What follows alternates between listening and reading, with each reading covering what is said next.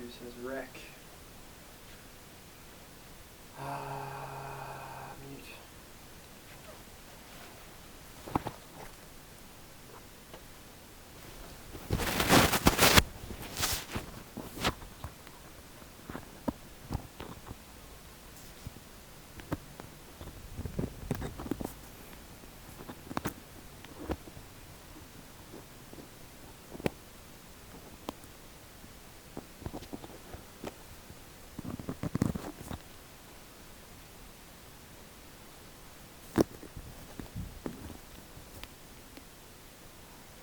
That alright? Should be fine then, yeah? Yeah, just put it the other way so that it's not got a heap poking up there. So pull that pull the thing so it all comes out. See how it's caught in the clamp? See how you got stuff caught in the clamp?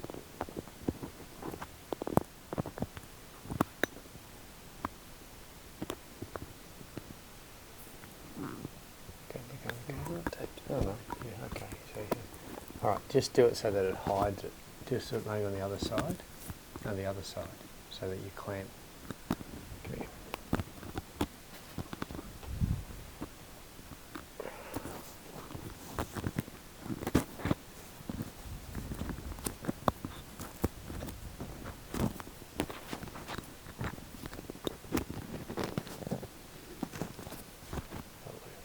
That should be fine, yeah. That'll work, yep.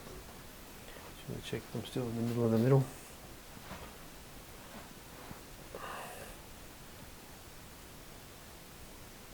Yep. Alright, so do you want / need your laptop or?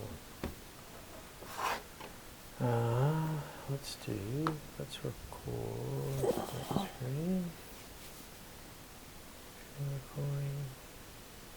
Let's make it that screen.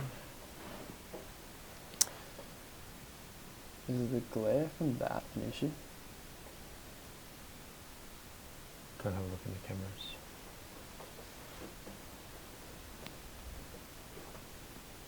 It is not. Good.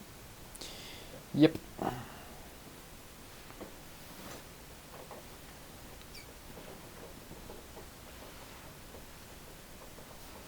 Alright. They're both on record, yeah? Yep. Alright, so today you want to talk about housing. Houses? Sure. Buying Yes. houses. Should you buy one? How do you buy one? Yes. Everything to do with houses. How do you get enough money to buy one? How do you get enough money to buy one? House prices. Why are they so expensive? Why is the price so high? Okay, so where should we start? Okay, well let's start with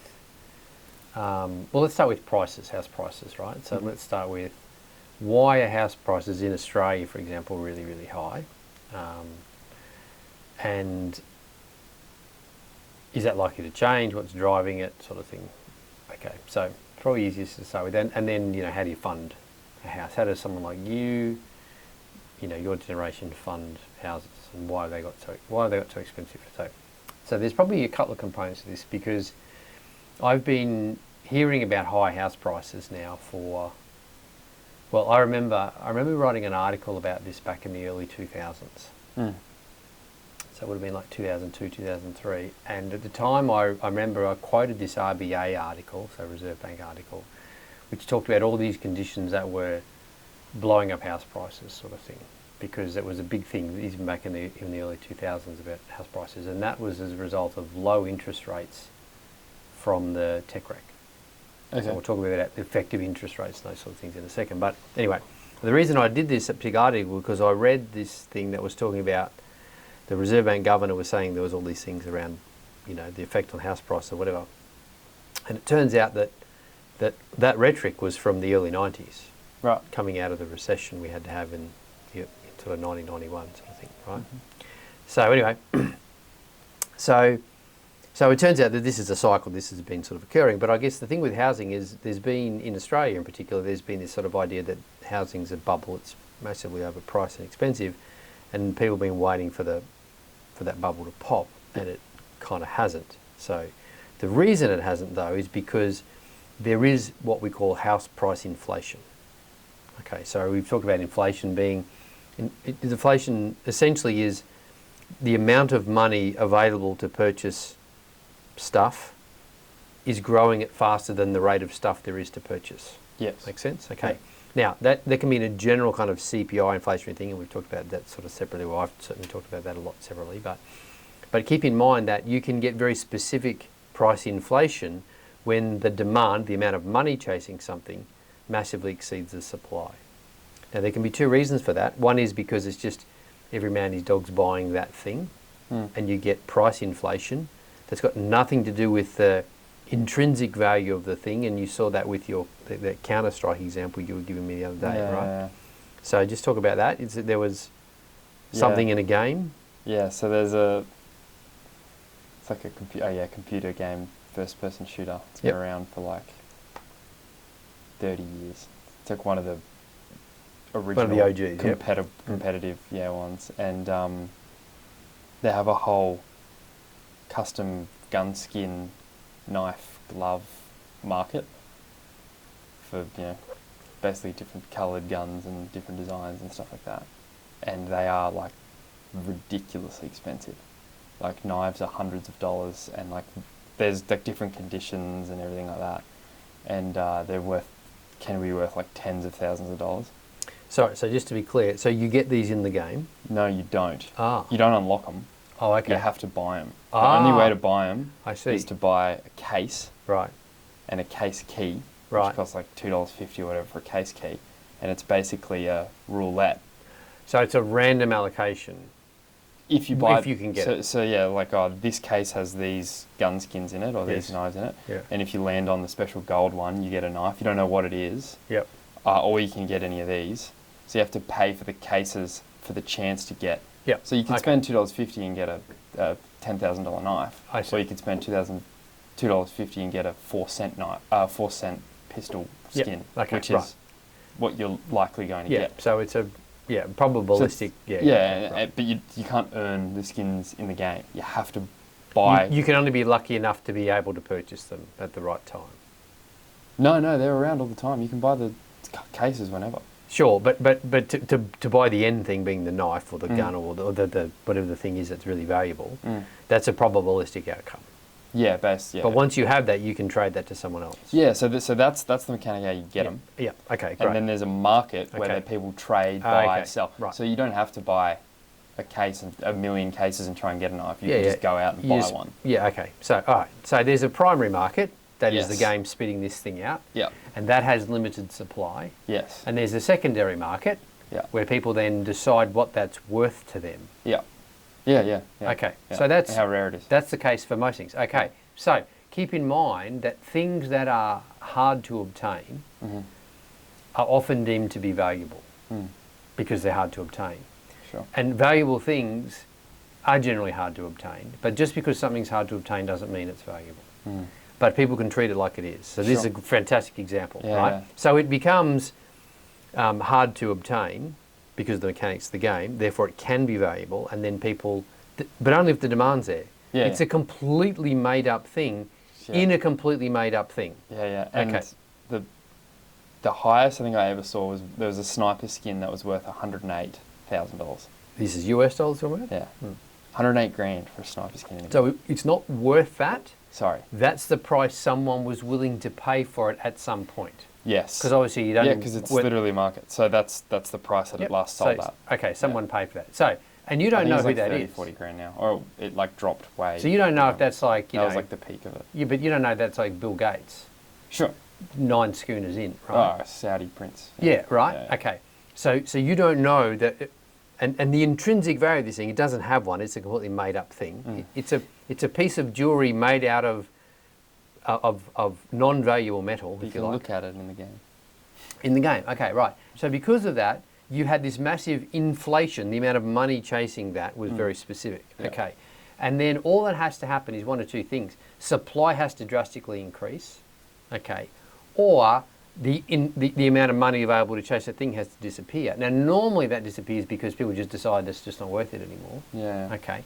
But in this case, there was a change in the game dynamic as well that affected supply, yeah? Yeah, so the total Counter-Strike market, I think it was at $4.1 billion. As in, if you add up the capitalisation of all all the things. so like the market cap, I guess, of Yep. the skin market was like 4 billion, something like that, which Right. is like Yep. it's not unsubstantial.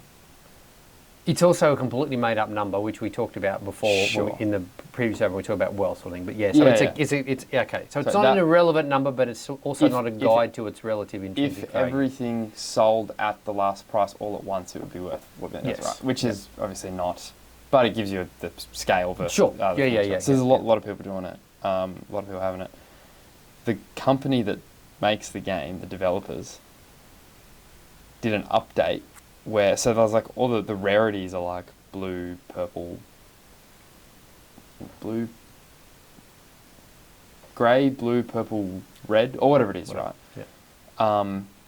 And you could trade 5 red skins, so 5 red guns, for a knife or a glove. So you could, and a random one.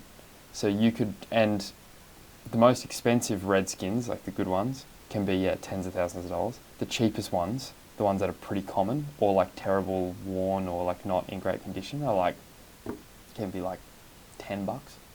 Yep. $5. Yep. And so you could trade now like $30, $40 for and receive. From the primary market now. Yeah, Not yeah. the This is secondary no. market. This is in the game. Yeah, yeah. This So, is in the game. Okay, so If you trade up. yeah, so in other words, the conditions in the primary market changed, Yes. and that affected the secondary market. Yeah. and Okay, so that's a very common thing. Okay. And that's when we talk about supply and demand in economics, that's largely what they're talking about. Okay, so the question is how predictable was that? From a secondary market investor perspective, like how predictable is that? Okay, extremely predictable, Sure. right? Because, so you got to look at, can it be substituted? There's a whole bunch of things you can look at to say, okay, well, what's the real value of that thing? It is literally relying on what they call the greater fool theory.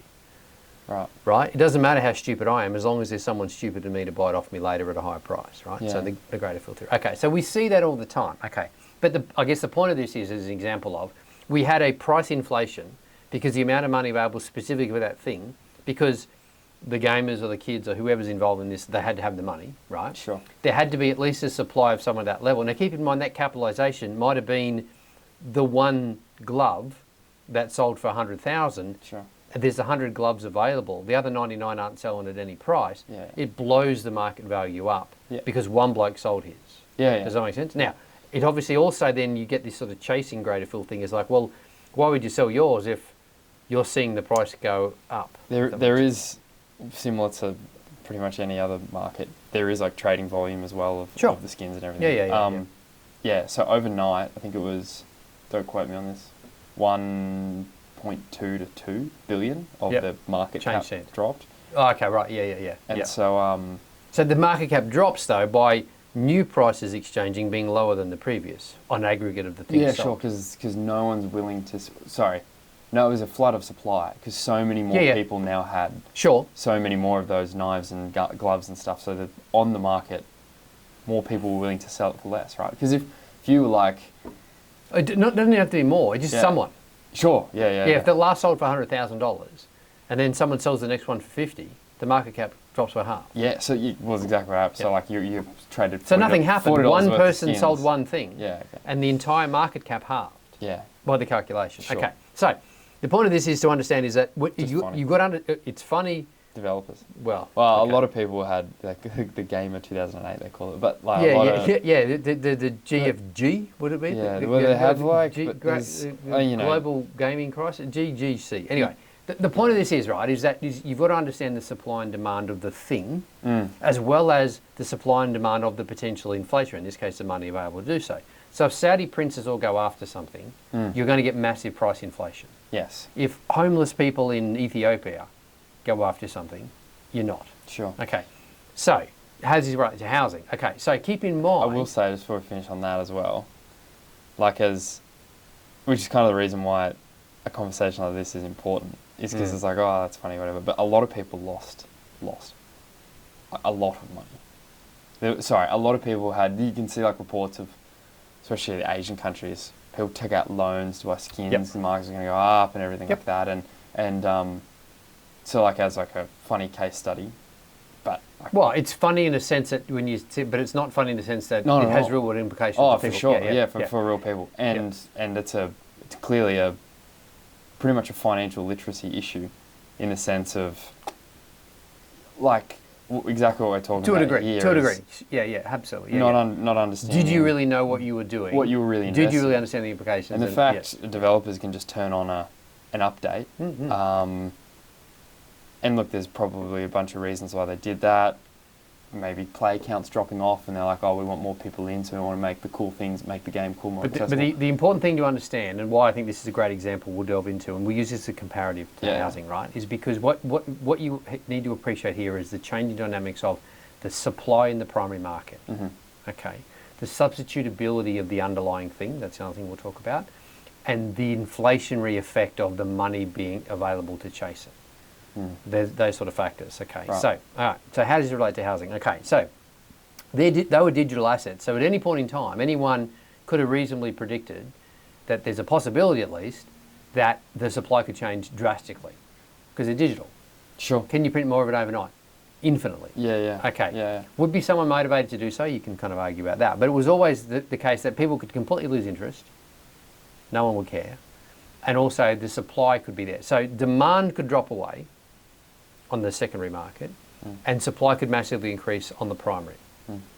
You had zero control over that. So you were absolutely speculating in that market. There's no other way to describe what you're doing. No matter how informed you are, no matter what you think, no matter what sort of charting heuristics you've got and all those things, it's an entirely speculative market.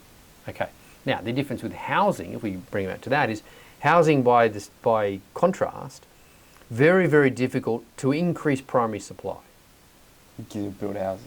You've got to physically build them. Yeah. Okay. Now, you can alter because you can change density. You can take houses and put a lot more people in the same house, right? You can change limitations on the number of houses per block of land and all that sort of thing. So you could change it drastically, but obviously nothing like what you could do digitally.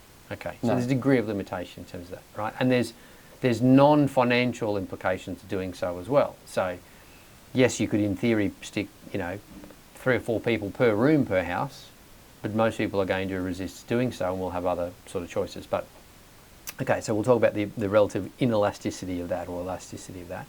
But again, the supply on the primary side, okay, drastically different to a digital asset. Yeah. Okay. And then, so the other thing you've got to look at is in the supply side. You can look at the supply side and we'll say, well, how malleable is that? Could a whole bunch of people decide that they're just not going to participate in the housing market? Is that really possible? No. No? Well, they're going to participate whether they like it or not, because they'll be either actively participating in their own house, or could the supply and demand of stock on the secondary market, this is the people buying and selling houses, they're not building them, could that change drastically overnight? No. Couldn't? You can't imagine anything. Don't worry about it. It's probable. Can it actually happen? People in the secondary market stop buying and selling houses. Correct. Could the supply in the secondary market increase drastically and the demand disappear?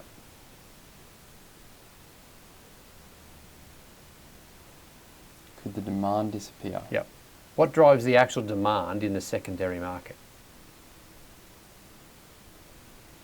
In the secondary market? Yeah. So people buying existing houses. Where is the demand coming from? Younger people. Right? People buying houses. Of the people buying houses, how many people don't currently live in a house? None. Practically. Very little. Sure. Maybe they've just arrived. Maybe so. Immigration, net migrations that's a factor. Yeah, because they haven't moved from elsewhere. But if you look at even with the massive record levels of net migration we've had in recent years, it's still a relatively small fraction of the actual amount of housing stock. Sure. Okay.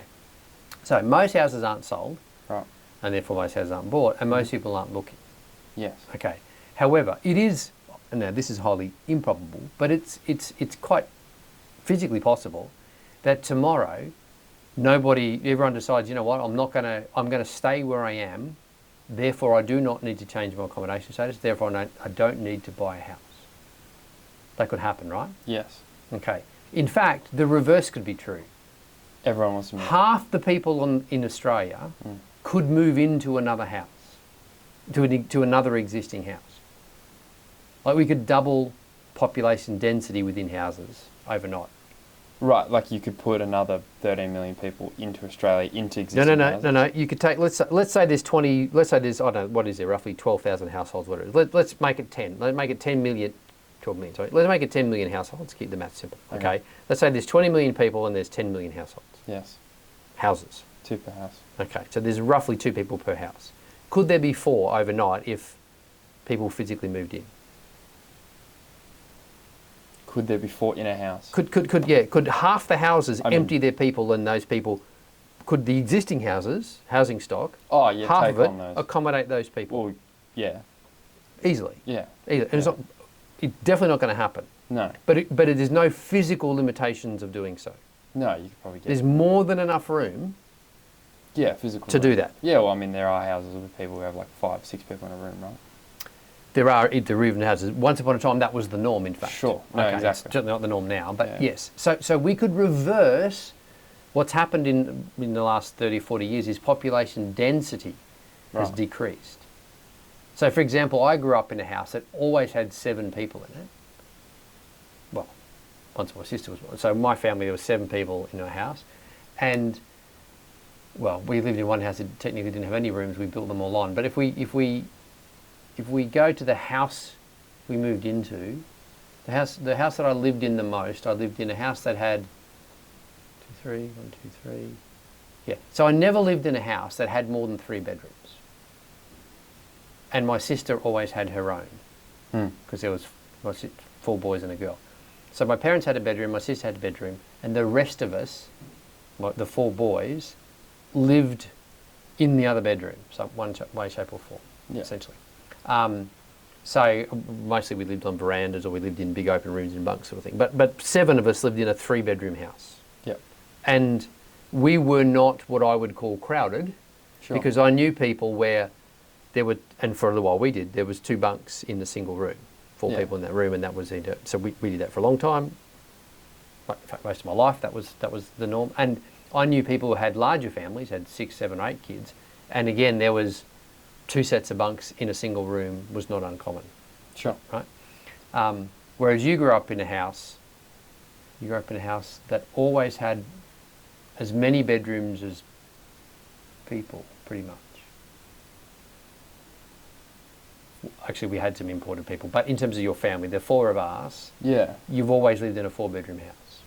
Yeah, I think so. I mean, Josh and I, my brother, we bunked a fair bit when we were kids, but but there were always 4. Office or something. Correct. There was always 4 bedrooms, whether you didn't always have your own room, but there was always 4 bedrooms. Okay. So density's been a huge difference. So I guess the point of that is there's been a choice in terms of increase in demand. And there is more people than back then, right, as well? But that's only relative to the number of houses. Sure. So the number of houses versus, and in fact, if you track that, the number of housing, so I've seen a lot of numbers that suggest that the supply of housing hasn't kept up. Okay. However, if you look at the physical number of dwellings at a relative proportion, it has. So we haven't necessarily... The dwellings per person's gone up. Correct. Yeah. Correct. Yeah, exactly. So the density continues to drop. Yeah, sure. Is the bottom line. Yeah. Okay. Yeah.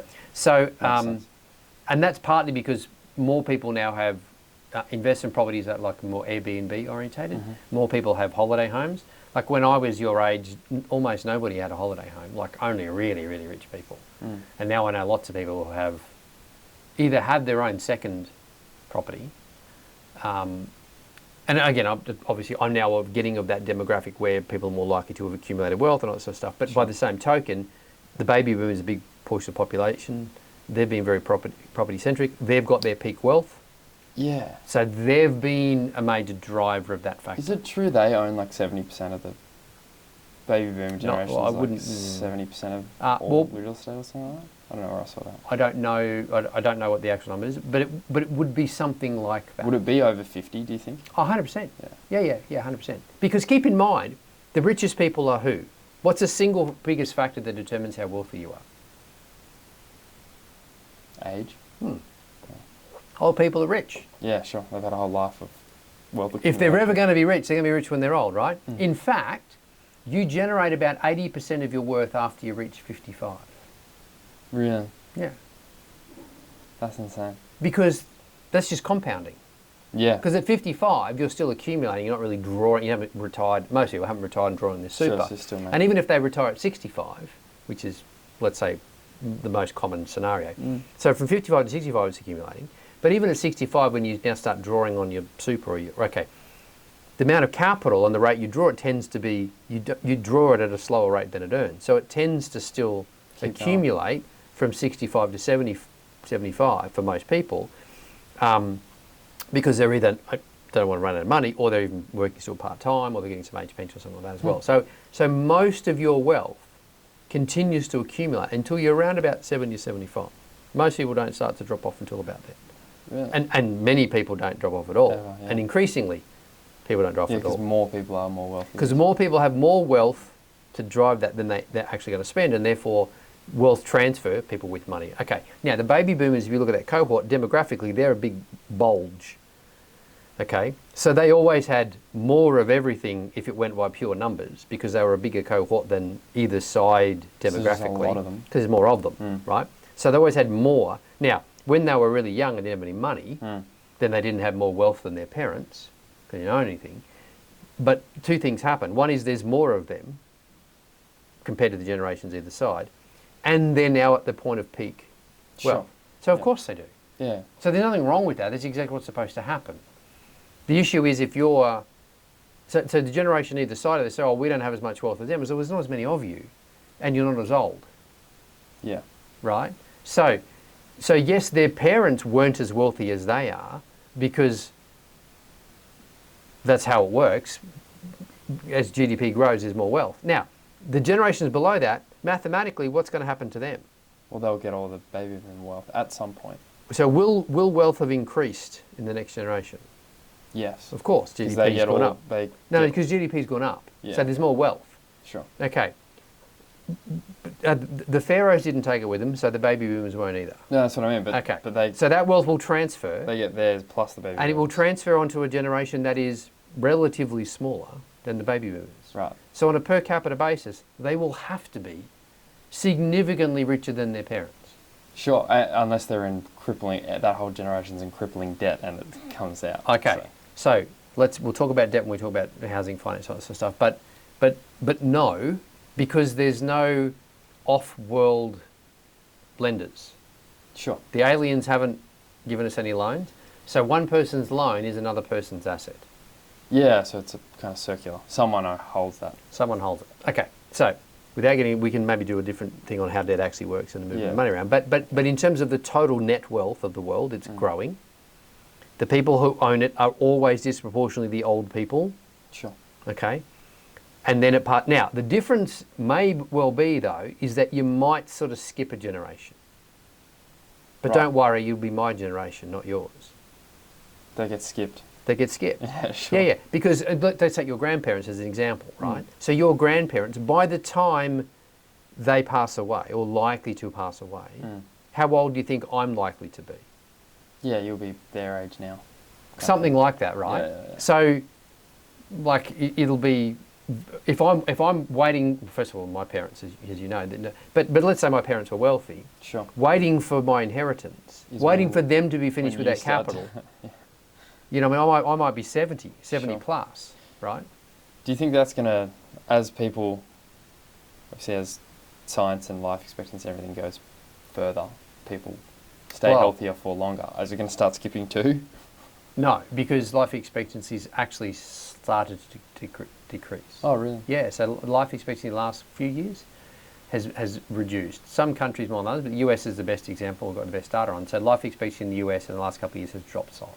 Right. So not only has it stopped getting longer, it's just well, the reason is because people now die of diseases of affluence, not diseases of privation. Yeah, so will that fix and kick itself up? I think definitely. So in 50 years, you would expect the life expectancy to have gone up again, rather than... I wouldn't say that long. I'd say within 10 to 15, pretty comfortable. No, I mean, like, by 50, it's now, gone up will it be now 120 or 150 or that's up? Anyway, but keep in mind that if all these people have all this option and this wealth that they choose to hold in access to real estate, Yeah. okay, then yes, the density is going to continue to get smaller, right? And as a result of that, you're going to need more supply if you want to maintain prices.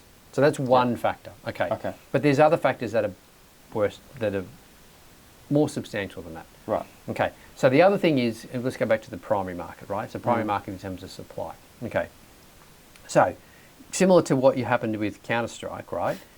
Like, could you drastically increase supply overnight of houses, housing stock? How would you do that? Sorry, of housing, I thought you were saying Counter-Strike. No, you can't. You can't overnight build enough homes to move the needle. Can't you? So what goes into the price of a property? Primary? What goes into the price of a property? There's two components to the price of a property, right? The land and the taxes and everything that go with that. The land, yeah, the price of the land and... Price of building it. Okay. So could you drastically change the price of land and the price of building? Could you drastically do that overnight? You could do land overnight. Building? Yeah. Yeah, you probably could. Yeah. Building you could do as easy as you can do land. Yeah. So land, first of all, because who sets the price of land? Government, right? State governments, right? And councils or whoever owns a particular parcel, right? So yes, so someone owns the land. All land in Australia is owned in some way, shape or form. Someone. So the government could decide, well, that land, instead of auctioning it off for the highest price we can get, which is what they tend to do, talk about why they do it in a second, but let's say they could say, oh, those lands, all that land out that way, $1,000 a block, as opposed to the 500 or 800 or whatever. Okay, so $1,000 a block.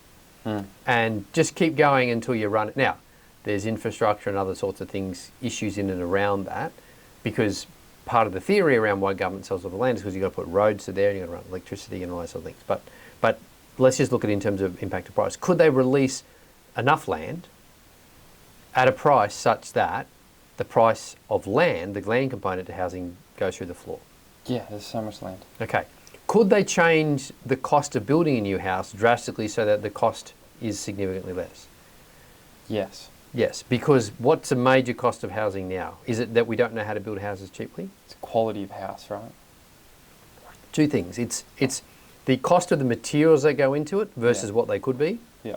And then it's the requirements to meet those standards. So for example, the ACT government now has a 7-star energy rating requirement. And apparently, the thing I read the other day suggests that by the end of the year, they're looking at maybe introducing an 8-star.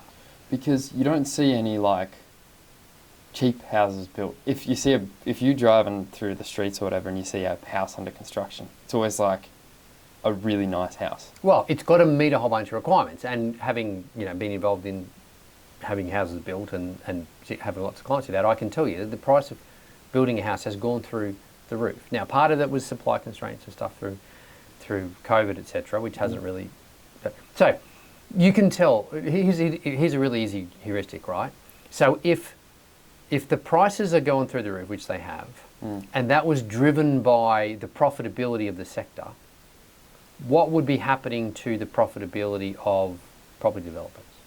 Oh, they'd be swimming in it. Okay. So what would be happening to their bankruptcy rates? They would be going significantly down. They'd be record lows, right? Sure. Okay. So if bankruptcies are at record highs, that means they're making no money, which they are, by building houses. Right? Impossible to make profits. Very, very hard for most of them to make profits. Record bankruptcies in property developers. Now, part of that is the proliferation of people who call themselves developers, and there's a little bit of that to it as well. But again, if it was really easy, it doesn't matter. Every man you talk can make money if it's that easy. Sure. So if that's what's happening, and it is what's been happening in particularly recent times, lots of property developers going under because they can't control their costs, because of what the requirements are from a regulatory perspective. You must build a house, you've got to come with this code, you've got to get all these things signed off. Don't have gas connections in Canberra anymore. So there's a whole bunch of things that you can't do. Now, whenever you restrict what someone's allowed to do, it has to, by definition, increase the price. Right? Because if you're allowed to do it and it's the cheapest thing, then there's no effective restriction.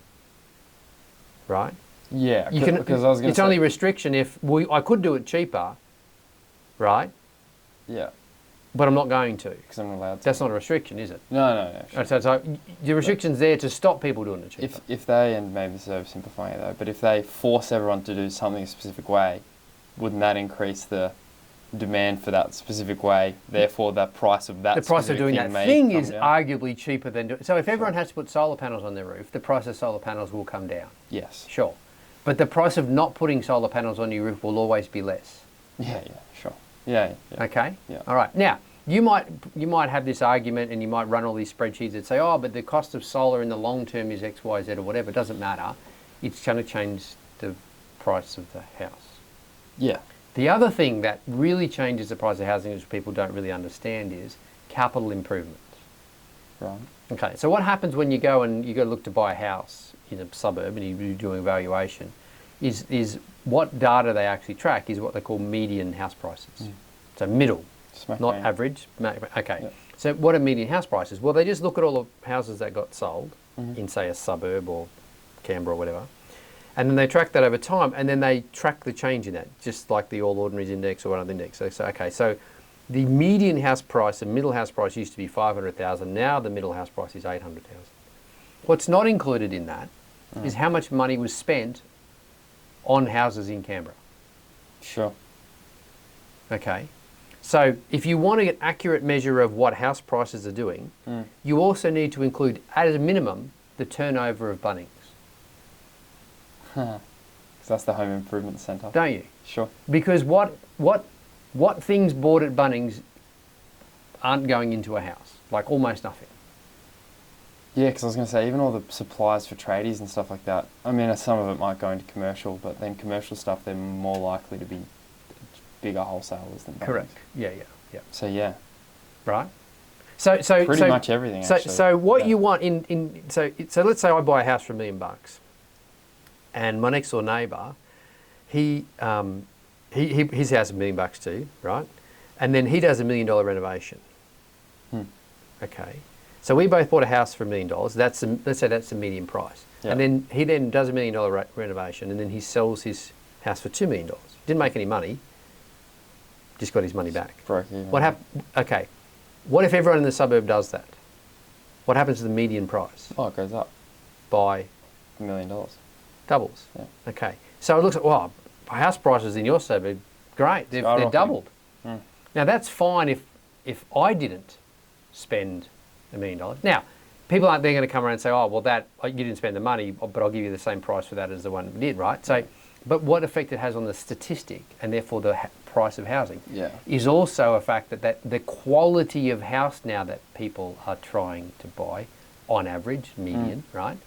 And so median is a form of average, it's a middle, right? Yeah. It's not averaged, but it's an average, right? Yeah. So as people either build better houses in the first place and or renovate the existing ones and put more capital into them, you are driving the price that way also, because it sets the standard. And if then that becomes a standard, that you now, when you build a house, got to be at least 7 stars. So you have to have the insulation, you have to have the rainwater tanks, you have to have the solar panel, you have to have all this stuff, none of which was on any house I grew up on. No. Right? So every house I ever lived in was like 0.7 star. Sure. And Right. all the people want way less people in their homes now as well, to a degree. So, but even if so all the houses I grew up in, you would not be allowed to build those houses today. You can buy them if they still exist. It'd be unsafe. Well, one of them was condemned after we sold it, but that's a different story. But you saw, so my parents' house, you saw when they moved out of that one, it was sort of safe, needed some work to it, right? Sure. But that house was built in, I don't know, like 1920 or something, right? Big old Queenslander, right? So that was a really, really, really old house. Yeah. Had some work done to it, but it was a reasonable state of disrepair. But it had gone up a lot in value because the value of the land goes up even if the value of the house diminishes, if you like. But the value of the land is a factor of whatever the price of the land was. So let's say, I don't know, let's say someone paid 20 grand for that land. Okay. The median house prices is what the local council will use to set your unimproved value, which sets your rates. And your rates are the tax on the land, right? Essentially, to pay for your service, etc. So so imagine you're the local council and everyone's out there renovating their house and then turning them over. So the median price is going up. So everybody who doesn't. So when your next door neighbour sells his house for $2 million after doing $1 million Yeah. renovation, Just cooked your rates. he's cooked my rates. Yeah. Yeah. So, is the function of rates to pay for the services that basically connect the house to all of the network? So it depends. But in theory, It's like you roads pay and rates for, lights and, it might be garbage collection, it might be local, roads, fixing the potholes, the basically the poles and wires. Depends on the jurisdiction you're in. But yes, so your local council, which is why the homeowner, where you live, you get to vote for your local guy in your local council elections or your local state elections or whatever. The whole idea of having that representation as close to you as possible is then you get to influence what happens in your because then area. they know, right? Right. So- Which also then means it's the whole NIMBY thing is... Well, then why do we get... Why is this... There's a whole nother conversation. But why is there so much... If you would think that the voting in the local area Yes. would be done in a way where here is the cash required for the local council to maintain / Oh, hang on. What do you mean? So do you think a budget's done based on what are the services we're providing and how we provide them at that cost? Do you think that's how a budget's done? Or is it budget done by what revenue did we collect last year? Yeah. How do we increase that revenue 'Cause so that we can provide more service? Because who are the people in the council? Like, what distinguishes someone who's in the council but someone who's not in the council? Someone who wants to be? No. I don't know. They got elected. Right, sure. Got elected. Oh, and they got elected because they said they were going to do some stuff. So what's the easiest way to get elected? Say you're going to do some stuff. But Right. if you have the basic services of things that need to happen, roads need repairing, light poles get fixed. Yes. Whatever that is, like the maintenance of, is for a, let's say a suburb that's been around for a while. Right. Yeah. Let's say a suburb that's been around for 10 years. Like you have a 10 years of data of like what's required to keep. And you have, okay, but then these things break and this scales up. But there would be like your list of, let's say, base services, right? Mm-hmm. And wouldn't that be what your rates are based on? And then if you want to do some stuff in the community, like build an oval or something, then the community goes out and they go, hey, we want to build an oval. Who agrees with this? They go, we do. All right, well, we need money to do it. And everyone goes, well, I really want the oval, so I'm going to chip in some cash. Yeah. So that, I'm not sure where this suburb that you're dreaming of is, but how people actually work. Okay, so to a degree, that's kind of true in that any local council will look at, what's our pothole rate, what's our garbage collection like, et cetera, right? Mm. Okay. But these are all open-ended fallacies. Why? Well, can the roads be better? Can the park be better maintained? Can the garbage be collected more frequently? You know what I mean? Like there's only ever a standard to which you can try and achieve. Okay. Sure, but you can adjust as well. What do you mean? Well, if you have your set things, right? Yes. And let's like super simplify. You got roads. Yep. Garbage. Let's just do those two. You have roads and garbage. Yes. So let's say this council exists, and no doubt there's plenty of councils where the people are like, we're pretty happy with what's going on. It's been sort of taken care of. Okay. Now, what if someone wants to get on that council who isn't currently on it? Right. Like even in that council, do you think someone could come along and go, here's something I'm unhappy with? Yes. Okay. Do you think that person would then be able to say, right, well, I can agitate in various areas of the community to say, yeah, shouldn't we have better this, or shouldn't we do this, or shouldn't, you know what I mean? Yeah, and the answer from the council should be, okay. Like, if they're like, oh, I think this should be better, then you have, that's why you vote, and then the people, if enough people are like, yeah, we think that's better, then you raise the rate slightly to do that. But hang on. You go, hey, that's different from the set services that we... Hang on, but keep in mind, all these things you're talking about are way more malleable and variable, shall we say. Sure. Right? But if you're a council and you want to stay elected, having more revenue is always going to be an interest, right? I guess this is the crux of the thing. So having access to revenue that organically grows. Yes. It's great. Why would you do anything...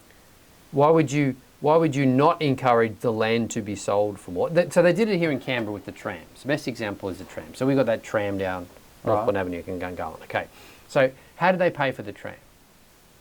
How did they pay for the tram? The pitch in how they paid for the tram was this thing they call value capture. Okay, so down Northbourne Avenue, once upon a time that was just trees down the middle of there. Yeah, I remember. And then they said, okay, well we got to put a tram in. A lot of government housing. There was a lot of government housing and other, close to facilities type accommodation. Okay. And then they said, okay, well, we want to basically move people from Gungahlin into the city more rapidly. That's essentially the concept. Okay, now there's two options there. You could put a bus lane through there, which is a tram with rubber wheels, okay, or you could put a tram. Now, without getting into this too much, the rationalisation for the tram, given at the time, was that the reason why they want to put a bus there is a bus runs on roads, and roads someone could very easily change their mind and make them car lanes now in the future, not exclusive bus lanes, and therefore all you're going to do is add more traffic congestion to that thoroughfare. Okay, that's all absolutely true. That's all true, and not only that, it's probably entirely possible. People in public servants and not tradies because they go early in the day, but everyone going to work in the morning, coming down there would go, why are those lanes empty, right? Like you see a bus lane now, right? Why can't I drive in the bus lane? Okay, why? Okay, congestion. So you just think, okay. So would it have the counterproductive? That's the theory. Okay. Sure. So therefore, to build a tram, that you can't do that. Okay. And but a tram costs a couple of $1 billion, whereas bus lanes could have done for $1.50 in a couple of weeks. Okay. However, the economic argument was, well, trams are way more attractive than buses, and the tram will ensure that you actually limit the amount of cars that can go down there. So the land along Northbourne Avenue will be far more attractive to developers if there's a tram going down there, such that you'll now sell the land for more. That goes to the government. What does that do to future rates of those blocks? Increases them by the factor of, okay, so if you double the price of land, you essentially double the ongoing rate commitment as well, right? Sure. Not only that, the ACT government was also moving away from purely stamp duty on transactions to higher ongoing fees, right? So imagine what that does to your spreadsheet that says your future revenue is going to be. Double the price of the land, increase the ongoing percentage that you charge based on the size of the land or whatever. What do you think that does to your spreadsheet in terms of the amount of revenue you're going to raise? Oh, it goes up dramatically. Okay, so that's what value capture is. If we put an airport or a hospital or a road through there, the land either side becomes way more valuable. But not only when we sell it, but now the rates we collect on it in the future. And that revenue in the spreadsheet says that plus the cost of the tram, we end up with more money than if we just put lanes. Yeah, but the revenue that goes into it's not a business, not making anything. It's not profit. That just comes out of people's pockets, right? Correct, 100%. Right. Yes. So if you ignore that money now doesn't have a substitutable use, if you ignore that, because that's not in your spreadsheet. I'm just wondering now with the perfect suburb. Like, we've been living in suburbs for a while now, right? Yes. Okay. Yes. And so there are specific things that need to happen for a suburb to operate, function, right? Yeah. And that's relatively predictable based on the last even 20 years, let's say 20 years, right? And so you have a baseline, at least. And okay, maybe the suburb over, but people are like, we got a fair bit of cash and we want nicer roads, and the council there decides to do nicer roads, and everyone does that. Yep. And then your suburb might go, hey, their roads are really nice as well, we should get nicer roads, and everyone agrees and votes that, yeah, we should have some nicer roads. And that kind of happens in country towns. Right, okay. Kind of happens in country towns. So I guess what I'm getting at is, like, with the rate side of things, if rates are paying for all of those services, why do we get income tax so hard as well? Well, that's a federal thing. Let's not go down that rabbit hole, because we haven't really actually haven't got on the price of housing yet. Okay. So what I'm saying is, you've got largely for aged care and hospital. We'll do a tax one another time. Yeah, we'll do the breakup of, because you get that when you do your tax. So I haven't even paid rates yet because I don't own a home, right? Correct. Right. But okay, but yeah. but you're right. The cost of services is one factor, but they're irrelevant to irrelevant. They set what I guess councils are going to try and charge as their relative rates. But what? Sure. Don't try and balance the budget in terms of the business. Just look at it in terms of a revenue stream. So as the people receiving the revenue stream, I'm the council. What's my incentive? Is my incentive for house prices to go down? No, because then it'd be deflationary, right? Yeah. So I want house prices going up is gold for me because I just sell it for a higher price. That's free money, and then as I sell for a higher price, I charge everybody more. So imagine a business where every year your prices go up. Okay, here's where it gets even better. The people who own those houses, how do they feel about it? They don't like paying their rates, but how do they feel about their price of houses going up? That's a great house worth $3 million. It's literally called the wealth effect, right? And there's a whole bunch of economists who tell you, oh, that means they go and spend more freely or whatever. And the reality is that could be true from a stated preferences survey, right? Yeah. But there's no way they are spending more money because they don't have it because it all went into housing and all went into that. And if you buy, let's say 20 years ago, you bought a house for 700 grand. Now that house is worth 1.2. Yes.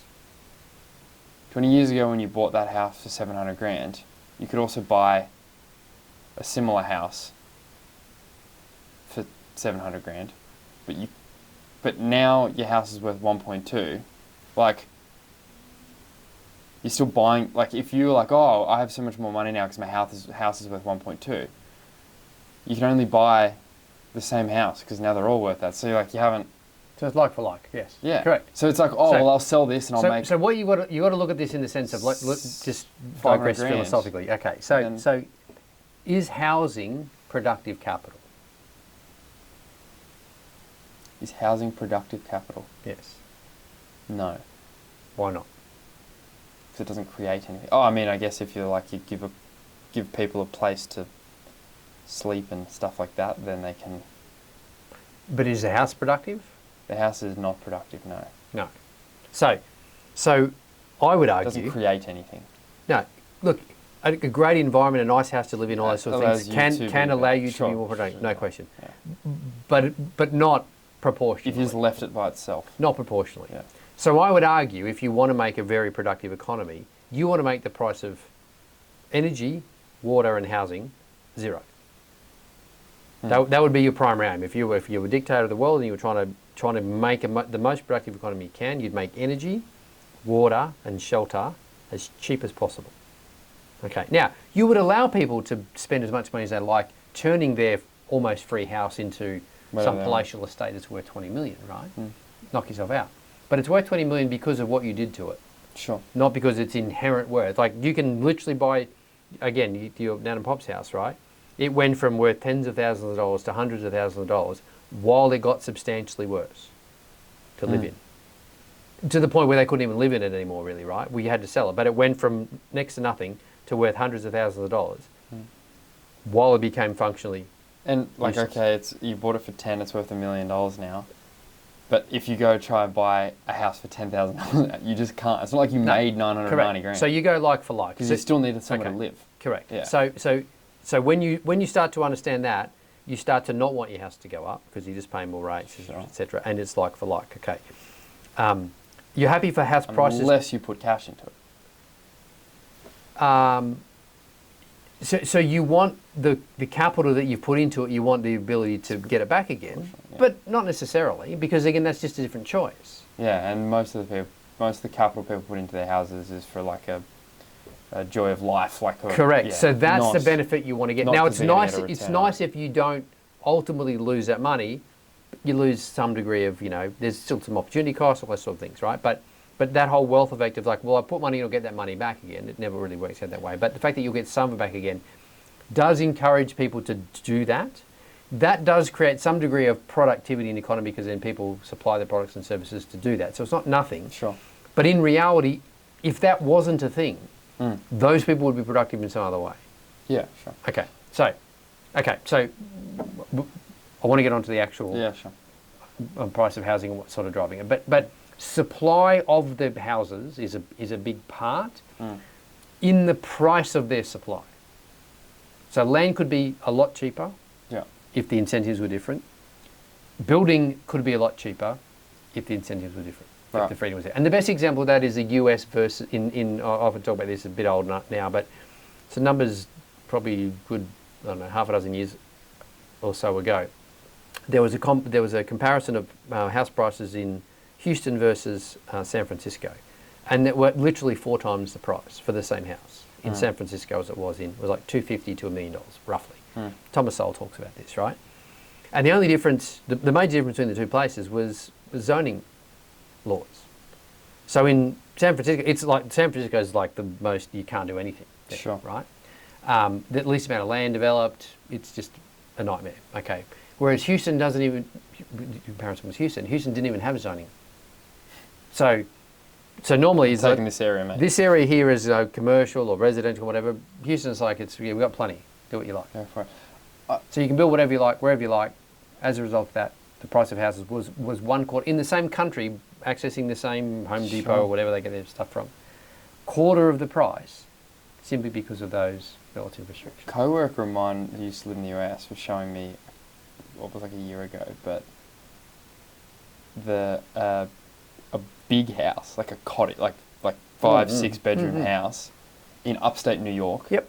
Yeah. Was like 650 grand Yes. US, right? So it's like yeah. a bit over $1 million Australian. Yep. But it was like 6 bedroom, like it was like an acre. Yeah. Upstate New York. House, there was because like in schools and there was stuff around. It wasn't like an area where it's like, oh, you're in.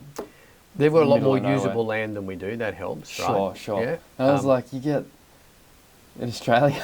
You get like 100%. Australia's one of unit. the most expensive housing markets in the world. Insane. Yeah. Let alone the quality of what you get. Yeah. Now the other reason for that is we want to get into some math, right? So let's get into some math now. So the biggest thing that drives the price of houses, other than what we just talked about, is interest rates. Right. All right. So let's look at this as an example. This is how we talk about paying off home loans. But this is going back to us talking about this article in the early 2000s, right? The reason I was having this discussion is because with clients at the time is because interest rates had moved a lot. Okay, and this is pre-GFC, so we'll walk a little bit through about how the mortgage market had changed and what that did in terms of availability, precisely to what you were just talking about before about, am I getting the same house and just paying different price? Okay, so this is your income, this is prevailing interest rate, this is a bank factor. Okay, so as a rule of thumb, one of the rules of thumbs banks would say is like, we'll lend you, your repayments can't be more than 30% of your income. Right. Okay, so in other words, if interest rates are 7%, and you can get actually, back then this was a 25-year. Mortgages used to be 25 years. Right. 30 now, right?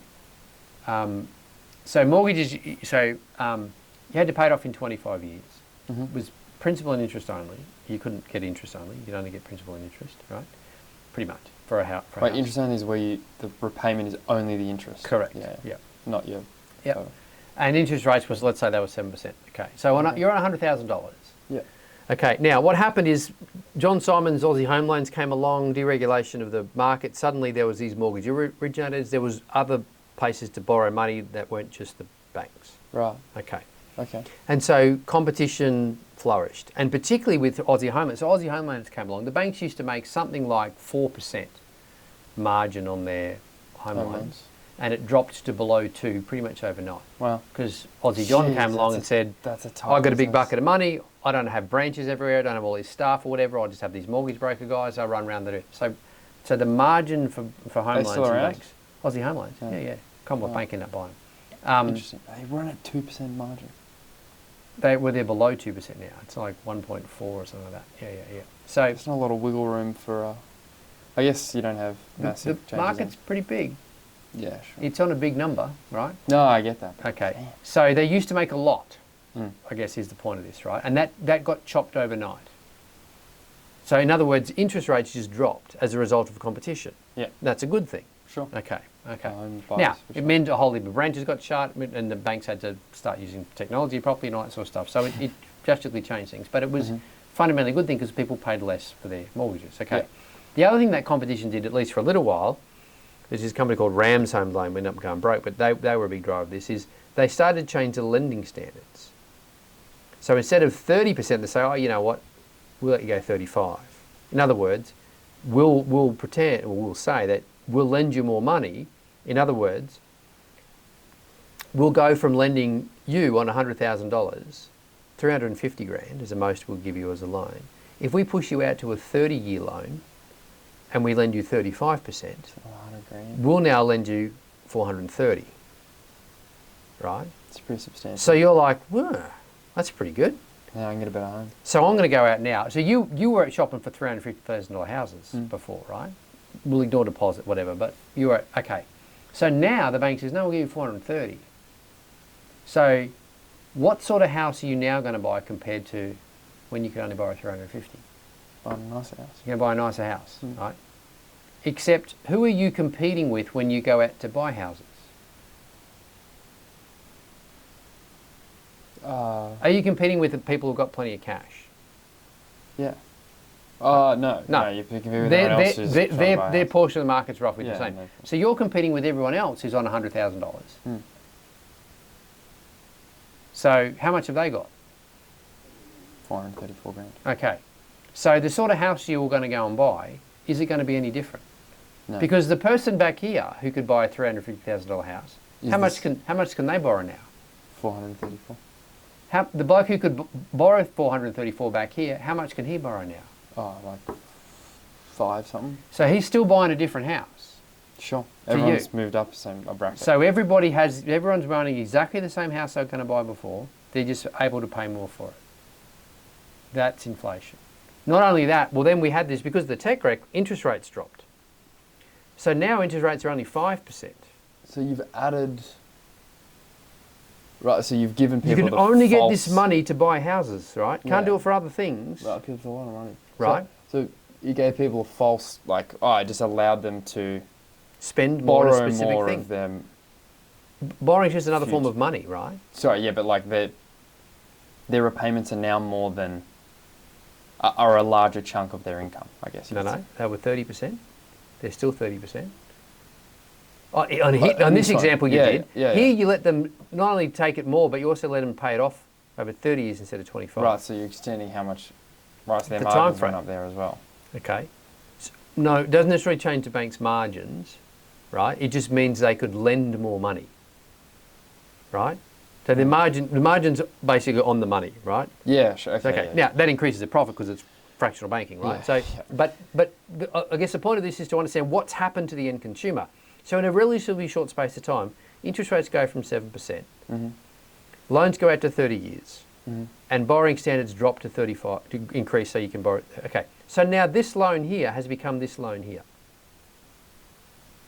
So this bloke here, on 100 grand, rolls back into the bank, say 2 years later, and the bank says, no, we have 530 now.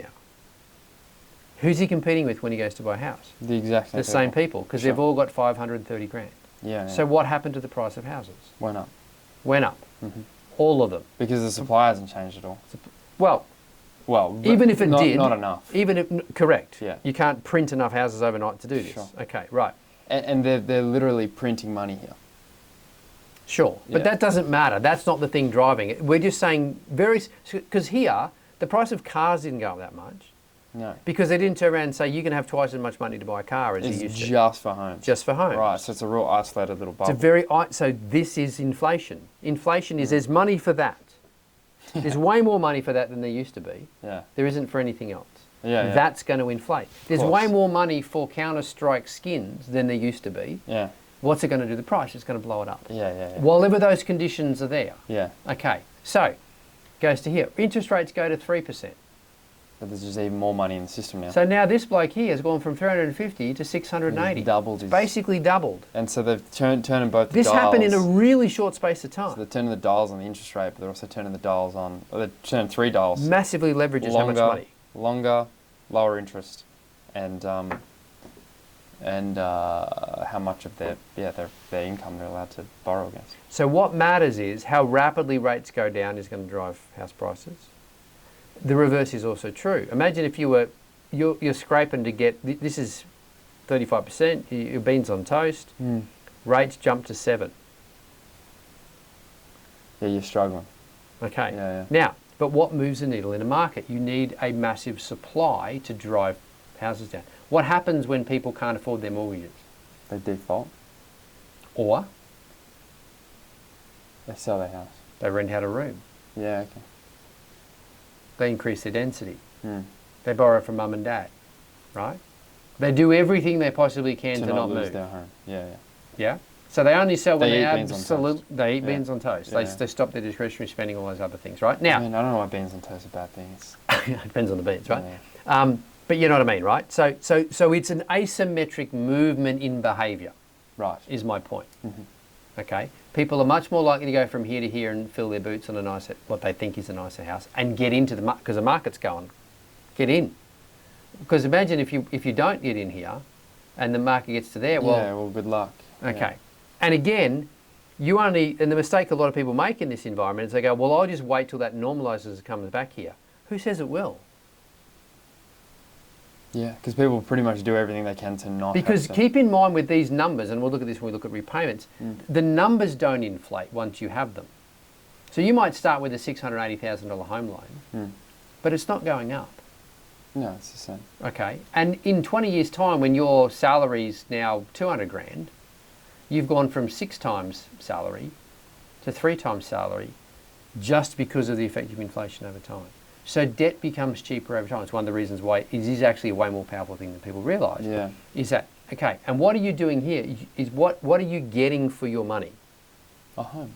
Okay, so it's the benefit of that thing compared to other things that ultimately matters. Sure. And for many people, that's going to be well and truly worth it enough, right? We can have that discussion at a different time. But the thing to understand here is this. Now, the other thing to understand is the time effect of money and that inflation, why houses become more affordable for the people who own them.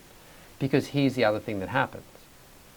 Okay, so this one here, we're going to look at, this was an actual client example. Client came to me a little while ago and said, how am I ever going to be able to afford my house? And I showed him what happens over time. So in this case, so he was borrowing at 5.4%. Here I said he's got a $900,000 mortgage. This is his rate of wage inflation. Let's just make that 4% in this example, okay? Because that's average weekly earnings. Now this guy, the reason I had him at 5 is because he hasn't topped out in his career. Right. His wage is going to grow faster than the average wage because he's getting better at what he does, okay? But we'll just use this example. Now in this example, unlike when they do the projection at the bank and they say how much can you afford and they assume that your repayments stay the same for the entire length of the loan, in reality, you're going to earn more money over time, even if you don't change your level of remuneration. Just through wage inflation, you're going to get more money over time, even if you're still the same bricklayer. Yeah. And sure. bricklayers don't get paid anymore. Yeah. Does that make sense? Yeah. So as long as you increase your repayment to housing in line with inflation, you're going to get this effect. That's what this is. This is saying every year when you get a pay rise, Yeah. increase your repayments by that amount. Yeah. So your cost of housing in real terms is staying the same. Yeah. Okay. Whereas if you don't change your repayments every year, in reality your cost of housing is actually dropping in real terms. And you're spending the difference. So your lifestyle's increasing. Yeah, because you have to. Yeah, it has Okay, to be on somewhere. so if you don't do that, this is one of the tricks of how do I pay my home off quicker? Well, and you'll see this, I just had, this influencer or this person and the other, I'll tell you, we'll go through a couple of those tricks. But in reality, this is what people do. Right. They accelerate their repayments because they've got more money. Yeah. Because this was one of the things about debt. Debts inflate away. It's one of the advantages of inflation. It's one of the reasons why inflation can be so tempting. But it also rewards you for borrowing Sure. because it inflates Because away. the debt hasn't changed, but your money is inflating up. All right. So as long as you do that, this is a number of months, right? So you can see in this example, when does he repay it? So here we go. He repays it in, what's that, 15 and a bit years. Okay. Whereas if you look at that minimum repayment initially, right, if I didn't do that,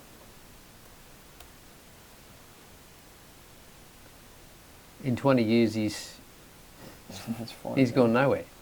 Yeah. He's halfway, bit over halfway. Now it'll accelerate down because it's right, but in 20 years he's barely halfway. Whereas in reality, all he has to do is maintain the real value of his home, and he's paid it off in more like 15. Does that make sense? Yeah, okay. So that's one of the things. You just have to track your repayments with your So every year when you get a pay rise, make sure your home loan repayment goes up by your relevant pay rise.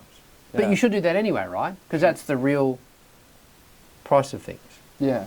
Okay. Yeah, that makes sense. So the other big scam, the other thing people go, they talk about paying fortnightly. Paying fortnightly, you should make fortnightly payments because you pay your home loan off sooner. You won't have heard this because you've been in the housing market, but this was a big thing. I remember hearing this when I was first working at the bank, right? Before I became advisor, and I was doing home loans. And people came to me and said, oh, apparently you needed this paid off. I'm like, well, no. It's the same.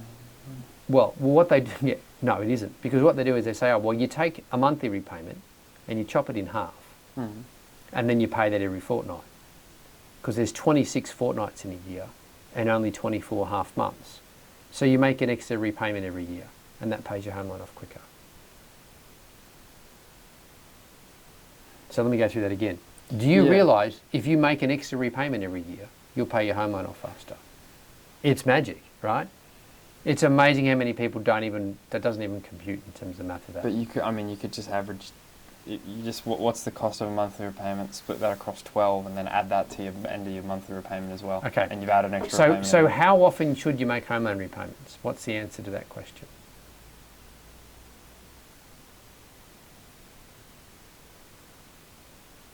If you want to maximise paying off your home loan, right? When you're paying principal.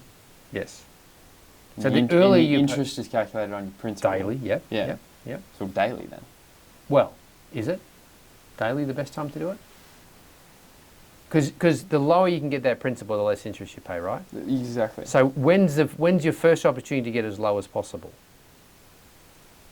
When's your first to get as low opportunity to so at the moment, when's my next available opportunity to reduce my home loan payment?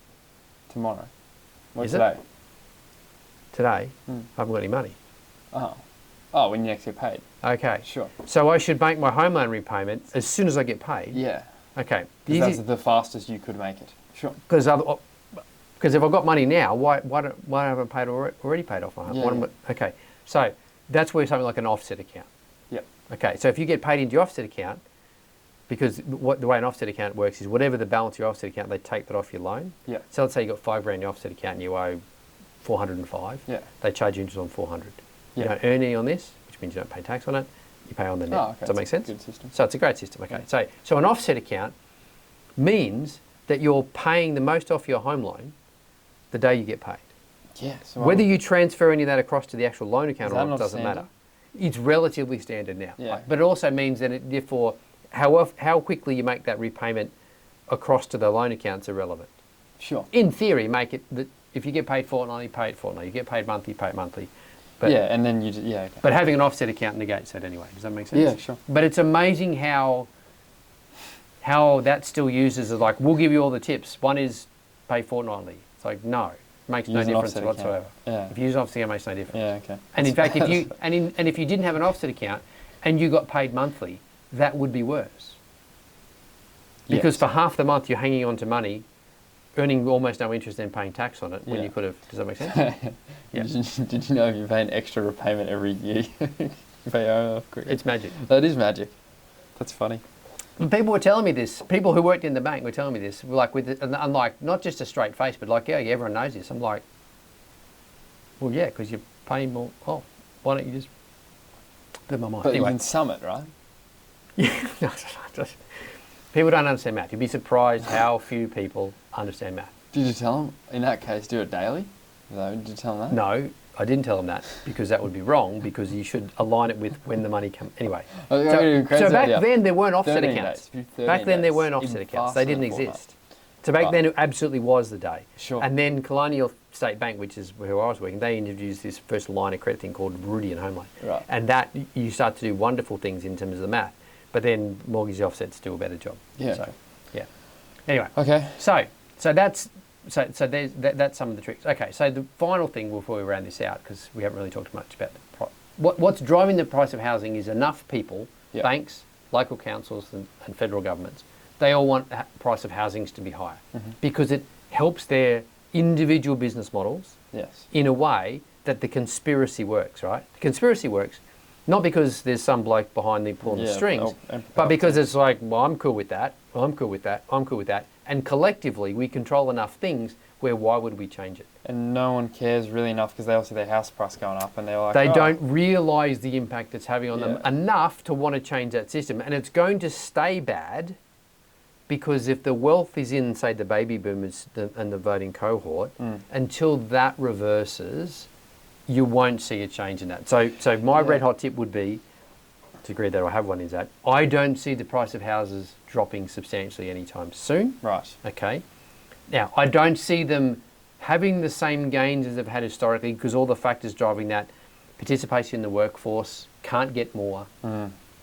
Most of the women are working most that they can, right? Most people are working as many hours as they can, right? Yep. In fact, the reverse is happening now as people don't need to. So I don't see all of those things that have helped prop up house prices, interest rates getting really low, all the tailwinds, they're all gone. Right. But for the prices to drop, you need that increase in supply because it's the motivation of the seller that determines the supply. Yeah. The other one I see a lot, and the thing is, I see like people my age who are, it's impossible to buy a house, and we'll never get into the housing market. But I find it kind of funny, like where and how we're trying to buy houses, because the sentiment is like, oh, my parents could buy a house now my age on the basic salary, single income, and they could still afford a house. Yes. But Australia was very different back then than it is now, to like some places massively so. Yep. And so I find it funny where it's like if I'm like, I can't afford a house in the suburb you and mum live in, I'm like, what the hell? Yes. But you and mum spent your whole lives accumulating wealth to be able to afford a house in that area. We also bought a house on the relative edge of the city. Sure. At the time, which was right, and and the city's moved down that way now, so it's not. So if you bought on the edge of the city, you could too. But also the quality of the house that we could buy back then. Yeah. We could go and buy in fact, the very first house we bought. So the first house we bought, we still had to buy it with a friend because we couldn't. Yeah. Between three of us, we could afford a house, right? Yeah.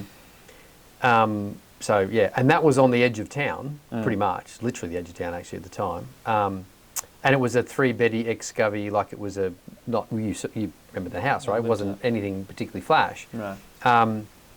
Because that's all we could afford between the three of us, right? So, but the quality of house, you couldn't buy that quality house today. Yeah, and so I was going to say, like, if you really want a house, go somewhere where you can buy the house. Like move to Dubbo with your girlfriend because you want to start a family and you can afford a house there. But at the same time, you can't even build houses or buy cheap houses in places that are rural anymore because you just can't build them for cheap. So yes, there's a lot of, but these things that are let's call them artificially increasing the price of houses, not necessarily the cost but the price. That I don't see those factors reversing. And in fact, so when the government's come along now and they've just introduced this 5% will guarantee you, because one of the other things that stopped you here was a thing called lender's mortgage insurance, right? Because in Australia we have what we call full recourse borrowing. Okay, we'll talk about the GFC at a different time. A big driver of that was the fact that they had what they called non-recourse borrowing. So full recourse. In other words, if you borrow money from the bank and you don't repay your loan, the bank has security, they'll sell the house. Right. If they don't get all the money back, they have to sell the house for too low a price. And so let's say you borrowed 500,000, they only get 490 for it. Yeah. You still owe them 10 grand. Right. They'll keep coming after you until you pay it all back. Sure. Okay, it's what we call full recourse. So banks, therefore, they don't like to lend more than about 80% of the value, so they've got some wiggle room if they have to kick you out. Because they're going to kick you out, it's going to be early, there's going to be no equity. Because that price hasn't moved versus the, So then, again, back in the early, when was it around? 1990s at least? Anyway, they had this thing called lender's mortgage insurance. Basically, an insurance company would say, hey, don't worry, CBA or NAB or whatever, we'll cover you if you're short. Right. Okay. But you would then pay them a premium, because it's insurance, right? Yeah. And that was up to about 1.3, 1.4% of the value of the loan. So it could be a good chunk of cash. Yeah.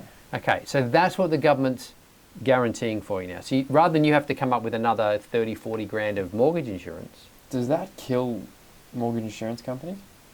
Pretty much. Well, for first home buyers it does, yeah. So yeah, it they would, still have all the people that. it would well, it's going to have a big impact because yeah, you'd be like. it's a big part of their market. If that's your business, you'd be like. Yeah.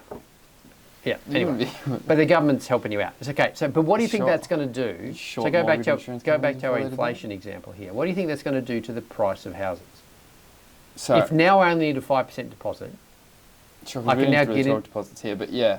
yeah. So- but keep in mind that the more I've got to save, the longer I delay going to the market, the less I can borrow. Sure. So the 5%, yeah, okay. So do you still have to do, is it still 35% of your income It's that they still base the roughly, loan on? yeah. Okay. Yeah.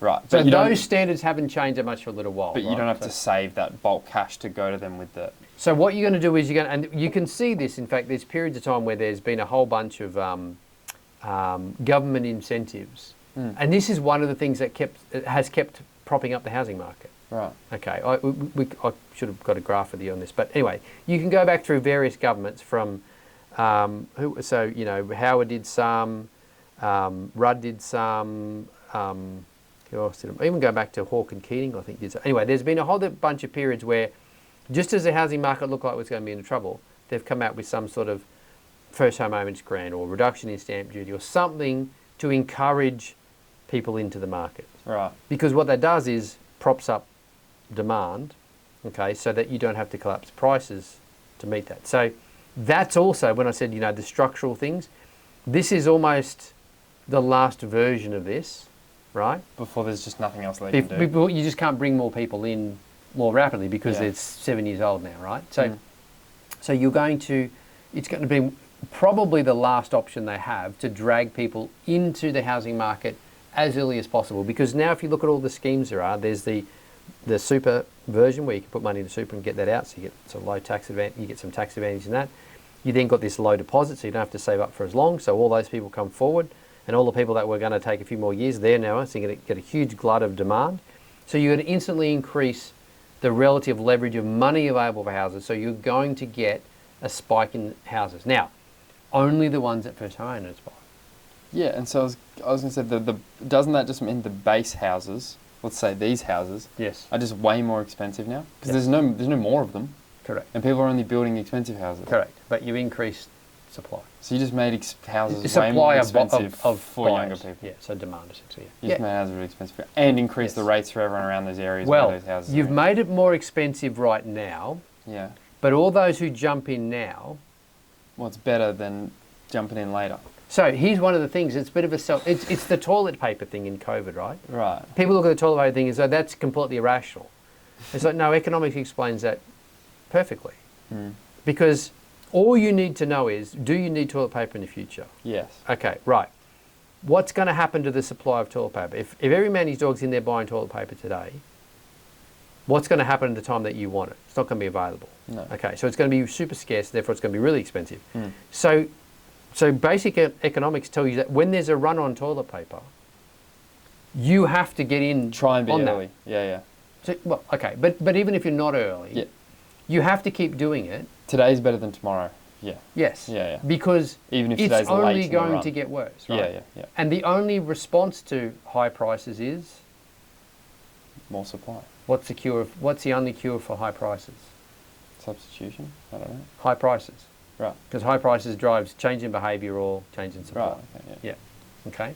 So the only way to fix high prices is to wait for them to get fixed by high prices, because people will change. Yeah, because high prices. What do you make think would have people not happened do if that. they? So the reason that happened is because the price of toilet paper wasn't allowed to go up.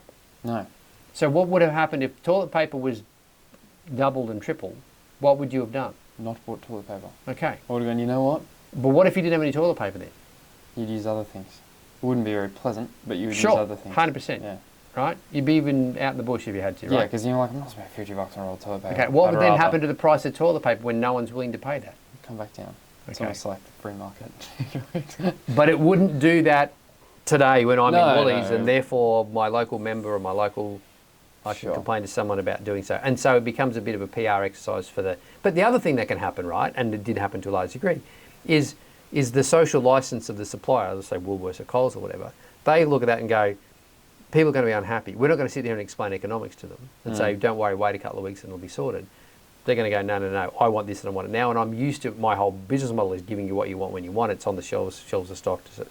So the other thing they did is they just restrict. Yeah, They just say you just can't. can only take two. Okay, so there's other ways that the that's how they market make can everyone adapt. happy. Yeah. So they can increase the cost, because price is only one part of cost. Prices aren't cost, they're just one of the ways you pay for costs, right? Right. They can increase the cost by limiting people's. Yeah. Right, like they did with tins of Which beans. is probably the way to do it, right? Some combination of those things is always better on a case-by-case basis that would keep things than more someone stable. coming along saying you're not allowed to do that. Because some places Also, absolutely should have. And if Coles are like, we're restricting people to 2, and people are like, they're not the government, right? So people are like, Coles are like, no, you can only buy 2 pieces of toilet paper here. Yes. So people go, oh, I'm shopping at Woolies. Yeah. And if Woolies are like, we're only doing 2, IGA are like, guys, we have so much toilet paper, you can take as many as you want, but it's going to get more expensive. Well, or the first one's $2 and after that they're 10. Yeah, sure. You know And what I mean? then Now, all those things okay, well, we all go in and buy our own, but we were doing that anyway, right? Sure. So anyway, Okay, so all right. all the deposit stuff does is... So any time, the whole point of this is house price inflation is like all other forms of inflation. It's driven by inflation. Lack of supply, How much money is chasing a relatively restricted supply of goods? And you just added way more money into the system with no extra supply. Okay. And the other thing that you're doing is by driving up cost, right, i.e. the price of the land and the price of the things that go into building stuff, you're massively increasing the price of new supply. Yeah. Right? So heaps of money is available, and imagine if this was technology, right? And the price kept going through the floor, but there's more and more money available to it. Now the margin would be great because they would keep the price just so that they were just clearing the stock. But imagine if the stock was unlimited. It wouldn't matter how much money was being thrown at digital assets. The incentive is for someone just to keep printing them and take that money at lower and lower and lower margins. That's the way the market reacts. But that's not going to happen. Because 1% of $1 billion is better than 80% of $100, right? Yes. So again, the reason why I would still encourage, 2 reasons why I encourage people to get into property. One is because as a lifestyle asset, the impact that can have on the style of life you live, okay, from a functional perspective, for most people, at some point in their life, right, not necessarily from the get-go, but mostly, getting into that environment and controlling that environment does have second, third, fourth order effects that are well and truly worth it. The anchor for most people's lives, right? Correct, yeah. Different people, especially women, especially mothers, but families in general. Okay, so there's benefits that are non-financial that end up having financial implications, is all I'll say. Sure. Okay. The other thing I'd say is you don't need to rush to get into property because of what the market's going to do. Because if the market generally does get too expensive and no one can afford it, the market will naturally correct itself to be the case.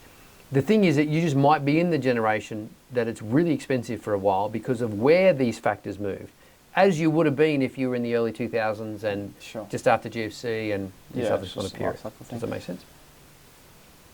So, if I don't have a need for that anchor and all of the lifestyle stuff that can be like the utility of owning a home and everything like that, if that's like, should I buy a house when that is important to me, or should I try and get in as soon as possible? I guess, do I try and buy a house now? Well, the other advantage, we haven't talked about this from an investment perspective, right, is that the advantages houses give you is the ability to leverage. Yeah, because then you have bulk equity, right, which you can leverage against. Well, you can generate equity very quickly because you only put 5% down. So quick example, keep the math simple. Let's say you put 5% down. So you put 50 grand down on $1 million house. Yeah. And it goes up 10%. Yeah. Goes up 100,000. Yeah. So you doubled your 50,000. It only went up 10, but for you it's 100. Yeah. Does that make sense? Yeah. So that degree of leverage, the safe leverageability of property dwarfs all other things. So there is some nuance in that. That's by no means a recommendation we do it. Yeah. But that can be a consideration to take advantage of these things. The other things that can happen here is keep in mind that you might not need a house yet, but can you get to the point where you and a couple of mates paying rent is a relatively balanced equation in terms of your relative housing costs at a particular time, keeping in mind that being in property while it inflates is always advantageous because you're going to own one day. Sure. Does that make sense? Yeah, that ship's out, I think. I think the last 4 years would have been the time for me and the boys to do that, but... Yeah, but I mean, yeah. But sure, yeah, no, anyway, no, I guess the bottom line is it's complicated. It is a case-by-case basis sort of thing, okay? Yes, there is, generally speaking, some advantage in but getting... there's no waiting for it to collapse to buy in. I've never been convinced of that idea. Is it ridiculously expensive? Absolutely. Sure. But that's not the question. The question is what's going to reverse that? I don't see any factor significant to do so. What it might do is go sideways for a decade. And in fact, various markets do that, Brisbane being a fantastic example. But waiting for that to happen as a driver of the other aspects of your life is never a good idea. Yeah. So the best time to buy a house is when it's the best time for you to buy a house. Yeah. And then all these other factors are just ways you try and deal with that. Yeah, okay. Yeah. I don't even know if I'll buy in Australia when I get to that point. Who knows?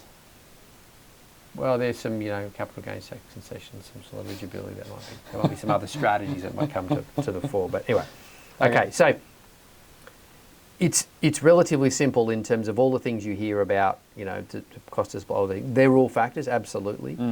They're not going to reverse anytime soon. Right. And therefore, getting into housing should be something that people, even your age, are considering to do as early as possible in the right sort of structured way. Yeah. That's the bottom line. Okay. All right? Sure. And that 5% deposit gives people a relatively that and the super option. scheme as well. There's a super scheme as well that can be quite tax advantage in sort of doing so. If you're in the market and you're in that thing, utilising those is a good idea. Is it worth it that you should down tools and just singularly focus on that? That probably not for most people, although there'd be some examples of that be the case as well. But for most people, if it allows you to get in earlier to what you want to do, that is generally speaking going to be a reasonably good idea. We're talking about housing and with the idea of the utility being living in it and everything like that. Like, is there a strategy? Does this kind of like a lower barrier to entry in the super schemes and the 5%? Is it a worthwhile strategy to then, let's say, instead of 50 grand, it's only for first home, isn't it? I was going to say, because you can't buy 7 houses for 5% and then rent them out. Correct, doesn't change the investment landscape. Yeah, okay. All right. Okay. Makes sense. All right. I'm sure that one died an hour ago, but anyway, that'll do. That will do. Oh, it was calling me that whole time.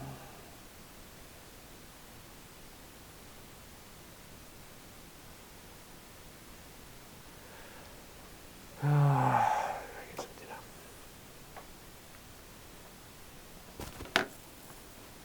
dinner. Who's calling you? Dave did it 4:58 and Angus did it 6:03. Had his first day of work today. He's on the islands. Right. And actually